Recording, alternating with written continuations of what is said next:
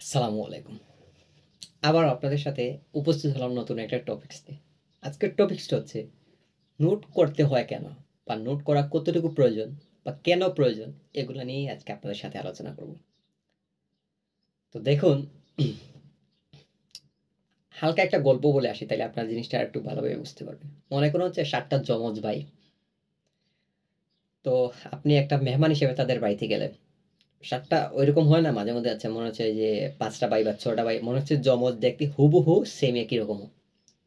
তো তাদের বাড়িতে যাওয়ার পর তাদের বাবা বা মা আপনাকে ওই বাচ্চাদেরকে পরিচয় করিয়ে দিচ্ছেন। তো ১ম এ একজনকে নিয়ে আসলেন। এসে বললেন, "বাবা হচ্ছে ও আমার ১ম ছেলে, ওর নাম অমুক।" এরপর হচ্ছে ২য় জনকে নিয়ে আসলেন। এরপরে তার পরিচয়টা দিলেন, অমুক।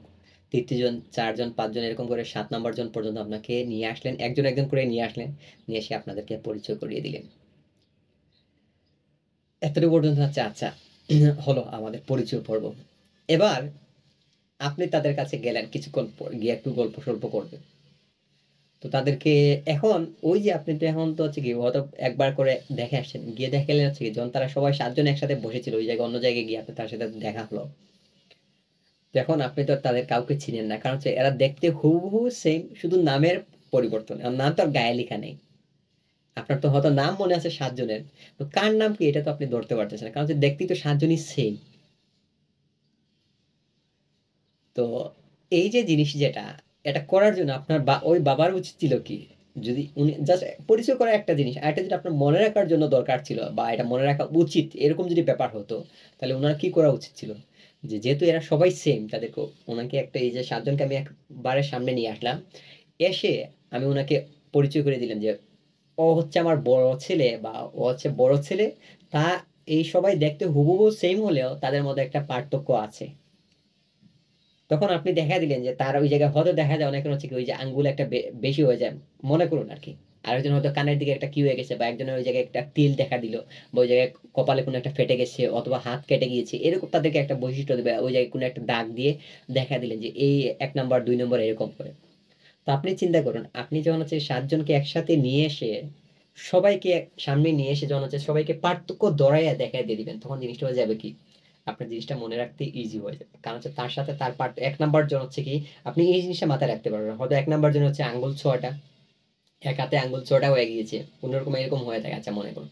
বা একজন হচ্ছে কানের এদিকে কোনো একটা জিনিস হয়ে গেছে বা এই জায়গায় একটা ফুটো আছে বা কোনো একটা জিনিস হয়ে গেছে সামথিং এরকম। তো আপনি এরকম ১ নাম্বার, ২ নাম্বার, ৩ নাম্বার করে আপনি হয়তো ২-১ দিন ট্রাই করলে হয়ে যেতে পারে।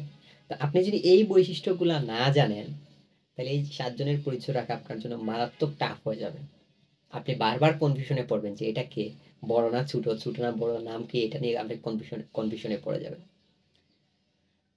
এই যে ব্যাপারটা হচ্ছে কি দেখুন আপনি সব সেইকে একসাথে সামনে নিয়ে আসলে জিনিসটা হচ্ছে কি এবং সবার মধ্যে আপনি যখন একটু পার্থক্য খুঁজতে পারবেন বা বুঝতে পারবেন, তখন হয়তো আপনি দেখলেও এট লিস্ট আপনার মাথায় আসবে যে তার সাথে তার তো কোন দিকে পার্থক্য না। হয়তো একটা জায়গায় পার্থক্য আছে সেটা আপনি খুঁজে বের করতে পারবেন। যখন সামনাসামনি আসবে। কিন্তু সামনাসামনি না আসলে ওই একজন আসলো, আরেকজন আসলো না, তখন হচ্ছে আপনি এই পার্থক্যটা ধরতে পারবেন না। তো আপনার এই যে ব্যাপার যেটা আমরা করে আসলাম, যে জিনিসটাকে একসাথে নিয়ে আসা। সেম একইভাবে আমাদের নোটের ব্যাপারটা। আমরা যখন একটা চ্যাপ্টার পড়ি, বিশেষ করে হচ্ছে ইন্টারে কমার্সের বইগুলাতে দেখবেন। এগুলো সবগুলাতেই আপনি আমি চাইলে করতে পারি। তো ইন্টারগুলার একটা মজার কাহিনী বলি। অ্যাকাউন্টিং বই যে ফাইন্যান্সের বইগুলাতে দেখবেন যে কিছু জিনিসের বৈশিষ্ট্য দিল। এই বৈশিষ্ট্যগুলাই আবার মনে হচ্ছে ওই বিষয়ের অ্যাডভান্টেজে গিয়ে এটাই আবার পাওয়া যায় কিছু। ডিসঅ্যাডভান্টেজে গিয়ে এই জায়গায় আরো কিছু পাওয়া যায়। আরো অন্যান্য অনেকগুলা পয়েন্ট আছে।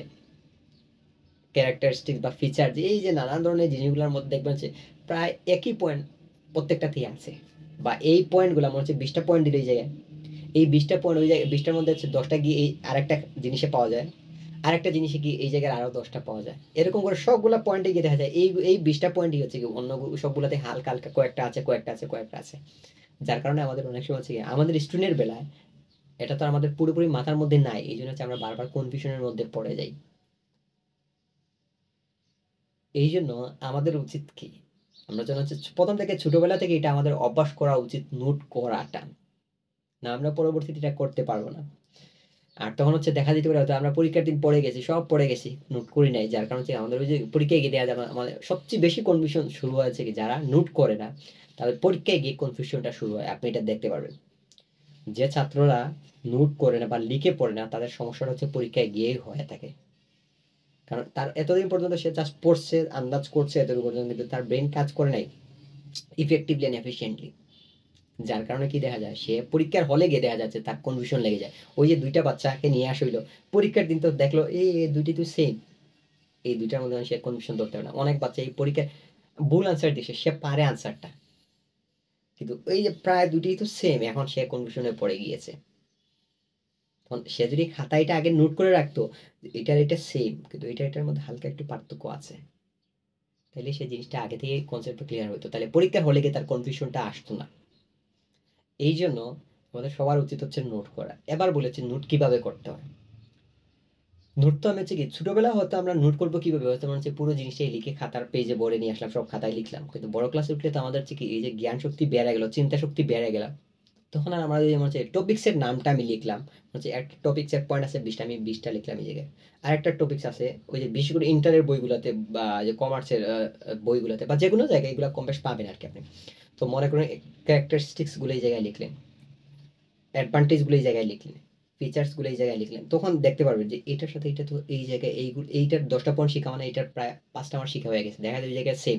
আবার এটার সাথে এটার সাথে এইটা আছে মনে হয় এই যে এটা আমি ক্যারেক্টারিস্টিক্সগুলো লিখলাম, এটাতে আমি অ্যাডভান্টেজগুলো লিখলাম, এটাতে ডিসঅ্যাডভান্টেজগুলো লিখলাম। তো দেখলাম এই ক্যারেক্টারিস্টিক্স আমি শিখছিলাম 20টা, এর মধ্যে দেখা যায় এটাতে আছে 15টা পয়েন্ট, এর মধ্যে দেখা যায় 10টা এটার সাথে এটা মিলিয়ে গেছে। আবার এটাতে আমি মনে হচ্ছে ডিসঅ্যাডভান্টেজ পড়লাম 10টা, এর মধ্যে দেখা গেলো এটার সাথে এটা মিলে গেছে প্রায় 5টার মতো মনে করুন।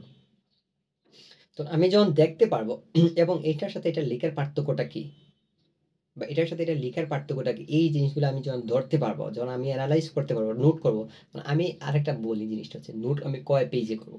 চেষ্টা করবো আমি ছোট ছোট করে লিখে আমার অনুযায়ী আমি একটা পেজে বা 2টা পেজে, প্রয়োজন হলে এই নোটটা আমি বড় একটা ওই যে কি আছে না পেজ, বড় পেজ যেগুলো আছে কিনে নিয়ে সেগুলোতে লিখতে পারি একটা চ্যাপ্টার।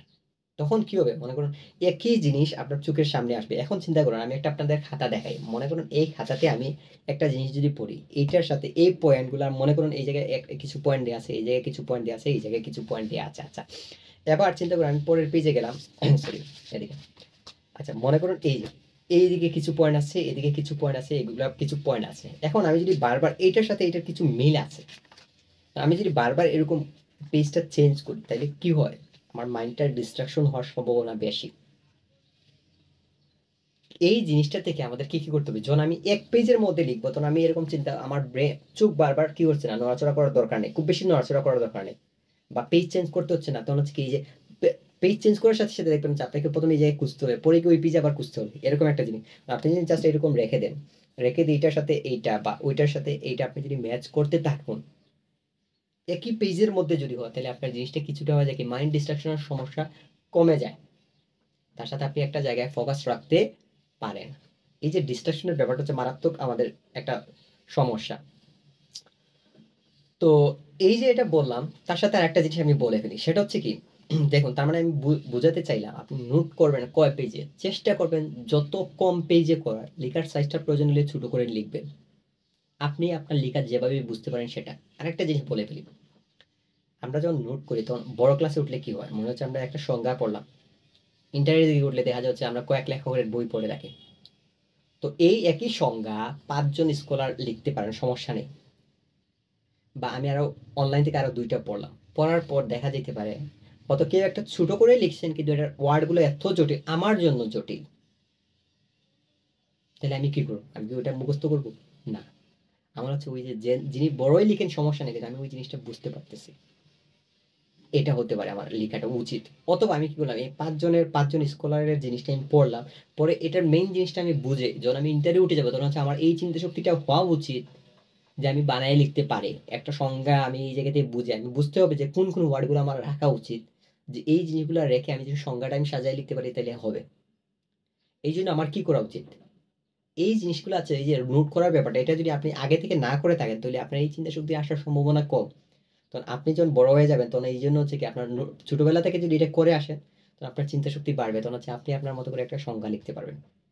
কারণ সংজ্ঞা লেখাটা ব্যাপার না, ব্যাপারটা হচ্ছে কি আপনি যখন সংজ্ঞাটা আপনি আপনার মতো করে লিখবেন সেটাই হচ্ছে বেস্ট। কেন আমি বলি, দুনিয়ার যত বড় হচ্ছে কি ফ্যাশন ডিজাইনার বা হচ্ছে যারা ডিজাইন করে বা হচ্ছে এই যে রুম ডেকোরেট করে থাকে মাঝে মধ্যে ডিজাইনার যারা রাখি আর কি, আমি নাম বলতে পারতেছি না। তো মনে করো হচ্ছে কি বা কোনো একটা জিনিস ওনাকে বললে ডিজাইন করে দেওয়ার জন্য, হয়তো ওনার ডিজাইনটা হয়তো খুব 80% মানুষ এটা ফিল করবে যে না এটা সুন্দর, কিন্তু বাকি 20% ফিল করবে না যে এটা সুন্দর না। তার মানে দেখুন, উনি দুনিয়ার বেস্ট ডিজাইনার হতে পারেন, কিন্তু আপনার কাছে ওনার জিনিসটা ফিল না হতেও পারে। ঠিক একইভাবে পড়ালেখার ব্যাপারটা, উনি বেস্ট স্কলার হতে পারেন, উনার লিখাটা আপনার আয়ত্তে নাও থাকতে পারে, কারণ হচ্ছে আপনি এই ওয়ার্ডগুলোর সাথে অ্যাডজাস্টেড না। হয়তো এটাই বেস্ট ডেফিনিশন, কিন্তু আপনি এটার সাথে অ্যাডজাস্টেড না, অথবা আপনি অ্যাডজাস্টেড হয়ে গেলেন, অথবা দেখা যাচ্ছে কি ওই যে কিছু হইতে পারে ওই যে ওয়ার্ডগত আপনার এই ওয়ার্ডগুলো আপনার জানা নেই, যার কারণে হচ্ছে আপনার কাছে কঠিন মনে হচ্ছে, আপনি এটা বুঝতে পারতেছেন না, ওয়ার্ড জটিলতার কারণে আপনি জিনিসটা বুঝতে পারতেছেন না। এই জন্য আপনার কি করা উচিত, হয়তো আপনি আরেকজনেরটা দেখলেন, অন্য একজন স্কলারের এই ডেফিনিশনটা দেখলেন, অথবা অন্য একজনেরটা দেখলেন, অথবা কি করলেন যে আপনি আপনার মতো করে সুন্দর করে সাজাই একটা সংজ্ঞা লিখলেন। এই যে সংজ্ঞাগুলা লিখলেন, তখন আপনার চিন্তা শক্তি কাজ করলো বা আপনি চিন্তা করতে পারলেন এই জায়গায় একটা জিনিস আসবে। তার সাথে হচ্ছে কি ওই যে আপনি আপনার মতো ডেকোরেট করবেন, তখন আপনার মন মতো জিনিসটা হবে, তখন আপনি এটাকে করতেও আপনার ভালো লাগা কাজ করবে। আর ওই যে একটা বড় একজন স্কলার যেটাই দিলেন সমস্যা নেই, এটা আপনার মন মতো নাও হতে পারে, তখন এটার প্রতি আপনার ইন্টারেস্ট কাজ করবে না। মনে করুন আপনি একটা রুমে আসবেন, এটাকে যদি আমি বলি আপনার বাবা বাবা মা যদি এটা সাজায় দেয়, আপনার মা যদি এটাকে সাজায় দেন, অথবা আপনার বোন যদি সাজায় দেয়, আপনি যদি সাজান, তাহলে কি সবগুলো কি সেম হবে? না।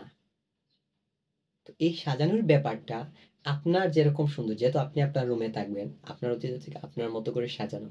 তো পড়ালেখার ব্যাপারটা হচ্ছে কি আপনি শিখবেন, আপনি এই জিনিসটাকে বুঝবেন, আপনি কিভাবে সাজালে এটার প্রতি আপনার ভালো লাগা কাজ করবে, এটার প্রতি এটার সৌন্দর্য কাজ করবে আপনার কাছে, সেইগুলো জিনিসগুলো আপনার খেয়াল করা উচিত। ওই যে কোন বড় লেখক লিখলেন যে আমি ওই জায়গায় বইয়ে ওনার বই আছে আচ্ছা বই পড়ে নিব, এটা করে হবে না। এটা হচ্ছে আপনাকে আপনার মতো করে সাজিয়ে নিতে হবে, এই জিনিসটা আপনার আমাদেরকে অ্যাডজাস্ট করা উচিত। না হলে দেখবো হচ্ছে কি ওই যে আমরা আরেকে অনেকে আছে কি নোট করি না বই, এখন বই কয়টা বই মনে করুন আপনার নোট করার দরকারটা কেন, আর একটা কথা বলে ফেলি। মনে করুন আপনি ইন্টারে যেটা হয় মনে হচ্ছে আমরা অনেকেই 4 জন লেখক 5 জন লেখক বা 6 জন লেখকের পড়াগুলো পড়ে থাকি। তো এই যে 5-6 জনের লেখাটা পড়ে থাকি, পরীক্ষার দিনে আমি কি 5-6টা বই পড়তে পারবো?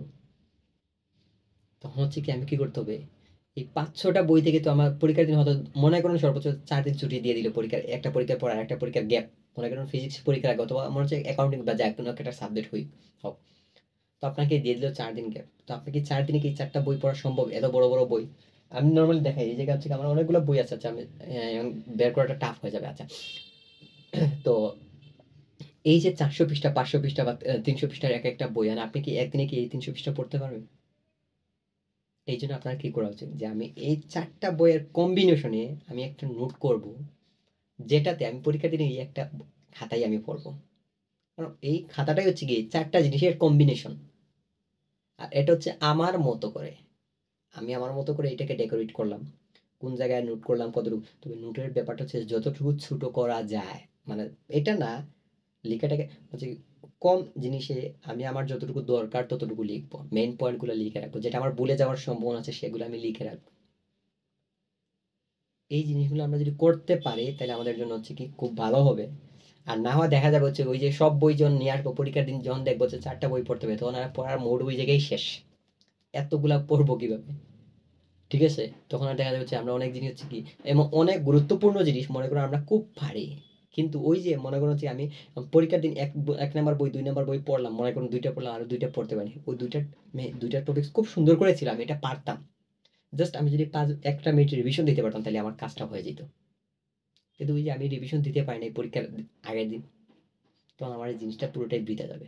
কারণ আমি যদি এই সবগুলা 4টা বইয়ের কম্বিনেশন থেকে আমি একটা খাতা নোট আমি যদি আমার মতো করতে পারি, এটা 4টা বই হইতে পারে বা আরো কিছু গাইড থেকে হইতে পারে বা কোনো অনলাইন বা ক্লাসের টিচারের লেকচার থেকে হইতে পারে, সবকিছু সমন্বয় করে আমি যেটা লিখবো, এটা মানে কি, এটা মানে হচ্ছে ওই 4-5-6 জনের যা যা ছিল ওই সবগুলো আমি একটাতে লিখে নিয়ে আসি। তার মানে আমার ওই জায়গায় কি হচ্ছে কি হয়তো একটু বড় হয়ে যেতে পারে, এক একটা বই ছিল যেমন হচ্ছে 400 পেজের, হয়তো তোমারগুলো যদি তুমি ছোট করে লিখো মেইন পয়েন্টগুলো ভিতরে যাওয়ার দরকার নেই একেবারে যে বাচ্চাদের মতো, কারণ ইন্টারভিউ উঠার পর আপনার তো এই চিন্তা শক্তি এসে গিয়েছে যে আমি কি করতে পারি, আমি বানায় লিখতে পারি, আমি বুঝতে পারি যে আমার কোনটা লেখা উচিত কোনটা লেখা না উচিত, যেগুলো হচ্ছে আমার খুব বেশি আয়ত্তে এগুলো লেখার দরকার নেই, এবং কোনটা কতটুকু লেখা উচিত সেটা আমাদেরকে বুঝতে হবে। এভাবে করে যদি আমরা পড়ালেখাটা করতে পারি বা এই যে নোট করতে পারি তাইলে জিনিসটা আমাদের জন্য খুব উপকারে আসবে। আর না হয় দেখবো যে পরীক্ষার দিন দেখা যাচ্ছে যে অনেক ইম্পোর্টেন্ট টপিকস জাস্ট রিভিশনের অভাবের কারণে। কারণ ওই যে আমি সবগুলো তো আর শেষ করতে পারি না। এইজন্য আমার এটাও মিস হয়ে যেতে পারে। আজকে এতটুকু পর্যন্ত। আসসালামু আলাইকুম।